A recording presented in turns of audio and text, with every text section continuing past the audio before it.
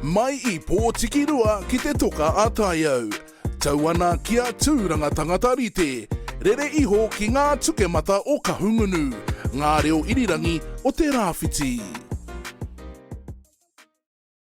When you're having a tough start to the day, there's no better way to whakatau I te wairua than KAPU TAIRA WHITI, the best way to get your morning on. Brought to you by Turanga FM, Radio Ngāti Porou and Radio Kahungunu. And if you love our show, please like, comment and tuari ki te ao. Speaking of tuari, there are no better brother singers and entertainers than the Tuari Brothers. They've been nominated for 7 awards at the Waiata Maori Music Awards this year. And we'll talk to 2 of the Tuari Brothers very shortly here on KAPU TAIRA WHITI. But first, here's your local news. Mai I te tī ki te tā, ki ngā tai pito pito o te wā. He wera te tī, me maringi. Mōre nei, he ka mā wairua toa kaore te kapa Ngāti Porou East Coast e ike I te whakataetai Heartland Championship. E hinga mā te kotahi kaute ki te kapa o Wairarapa Bush. Torutikau marua ki te torutikau mā tahinga kau te whakamutunga.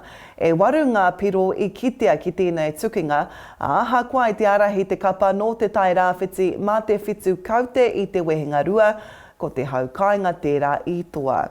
Ki te kapa no konei no Turanga Nui a Kiwa, he toa te hua mā te kapa Poverty Bay ki taua whakataetai tonu rā, I mere tia te kapa bola e rātou.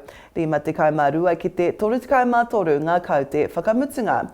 I ngā miniti rua te kau tuatahi o te tukinga, whā te kau tatau I riwha I a rātou, he tohu o te tīmatanga toa. Hei tēnei rāhoro I whakawhiti atu te kapa whiro nei ki te aroha, ki te pakanga atu ki a Thames Valley.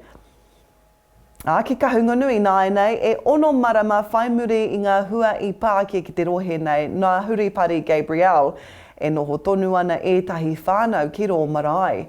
Ki te marae o Waipatu, ko te wāhi kai kua whakaritea hei karahi. Ako, rua te kau ngā tāngata e noho ana ki tētahi marae, te kau mā whā e noho ana ki Waipatu. A kāti, koeira ngā taipito pito I tēnei wā. He timo kai, he wera te wai. Noho mai, me rāhia rāua ko mātai. LAB, Seth Harpu, Chad Chambers and Koturi are among the finalists for their many awards at the Waiata Maori Music Awards this year. And among them are the talented Tuari Brothers who are nominated for 7 awards.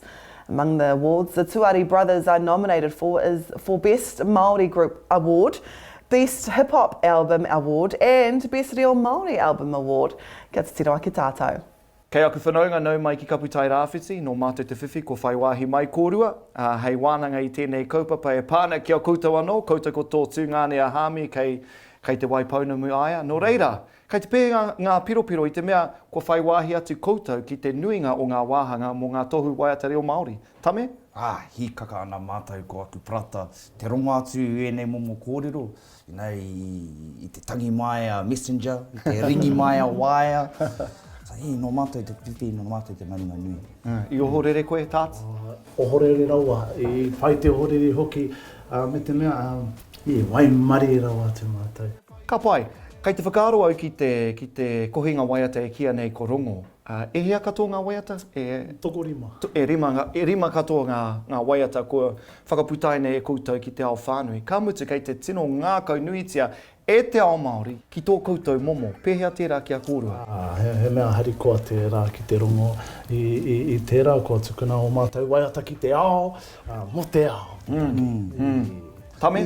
Ai, whakaekatoa au ki ngā kōrero tātana. E ngana ana mātou te whai I ngā momo kaupapa, I ngā tāhuhu kōrero. Kia marama pai ai te hunga iwa mātou ake kōrero. Ka mutu ko etahi o ngā kaupapa kei te waiata tia e koutou. I ahu mai aua kaupapa I hea? He mea tiki I te rori, he mea taka mai I te rangi. Koina, he mea taka mai te rangi I rā kaupapa. I tāmaki mātou, me te wānanga mo etahi kaupapa, koe rā ngā kaupapa I tino tau ki runga I te tēpu. Koina pia te taki I karawhiua e au tērā pātai. E hari te mea ka waihanga tia I roto I te wāpoto, ne ka wānanga tia e rā kaupapa. Ai, tika, I te timatanga, koina te mahi kapo. And then āta wānanga hia, āta whera I ngā kōrero. And then I hoki whakaroto mātou ki ua mātou ake whānau So koe nā e tama e kōrero ana mo te whakatipu tama. Ai. E hine, te manaaki wahine, te whakanui i ngā wahine, i ngā kōka katoa o te ao. E ni ka hoki ki a rongo marua, ko te waiata rongo marua, e kōrero ana mo ngā āhuatanga, kua putaina i ruto i a mātou te tairawhiti. O tira, Aotearoa whānui, ko Gabriel tērā, ko COVID anō tērā, e ramo mo āhuatanga e pēhi nei a tātou. E nei ka hoki ki whakatau wairua, he momo waiata, whakakipakipa i te tangata. Te wairua. Rau e tērā waiata ki au. Ka pō, ka pō, ka pō, ka pō, ka awatea, ne? Waiata hau, waiata hau. Tērā pia. Ka mutu, i tua atu i ngā mahi pūoro, ne? He mahi whakaari kei te haere. Me koro tātou mō whakapau pakihi. Rima tau, kua rima tau tātou e pēnei ana mō tēnei whakaari a whakapau Pākihi. Kua tino, kua timata tātou i tēnei wā.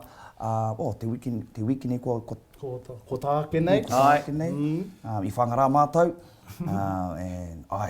Kei te tino ki te pito mata i tēnei wā. Hei āhia puta i tērā whakaari ki te ao whānui. Hei o ke topa. Ka re roa e heka mā, ka re roa me tatare, me tatare. Me kōrero tātou i nāi nei mo te taonga mai oha. I te mea nō nakua nei, whakaingoa tia ai koutou, ana ko whai wāhi hoki koutou ki tērā taonga nui o te ao pūoro o Aotearoa. Pēhea tērā kia kōrua. Ameihi. Tōtai me e mihi ka tika, kia tōro matha wae, me mohi hoki. Ameihi. Kare kupu e tāia te whakatina nei i te hikaka i roto i a mātou. Tautoko, kei te pera hoki au pau. A kāti, kua pau katoa te wahanga kia tātou e hika mā, nō reira e mihi atuana kia kōrua, i hara mai ki te taiwhanga pāpāho, ki te hora i etahi mātauranga, i etahi kōrero ki te motu whānui. Kururaki, mo te marama e tū mai nei, arā hepe tema ko ngā tohu reo Maori, waiata reo Maori, ki roto here taunga. Ko te tumanako e whitu ngā taonga ka whakaohia mai ki tūranga. O ke topa, kururaki anō mo te taonga mai oha, te tumanako. Taonga anō ka whahoki mai ki tūranga, me te whakapau pakihi. Me whakapau pakihi hei te maramo o ke topa, e mihi atu ana kia kōrua. Tēnā koe whanau nā. Ka pai. We wish the Tuari Brothers and all other nominees luck at next month's Waiata Māori Music Awards. Tomorrow on KAPU TAIRA WHITI, we check out the cafe restaurant bar, The Duke. Radio Kahunga News' Kino Crystal goes to The Duke and you'll see that story apopo. But until then, hei kona! Radio Ngāti Porou. Radio Kahungunu. Tūranga FM. Kaputi me ngā irirangi o te rāwhiti.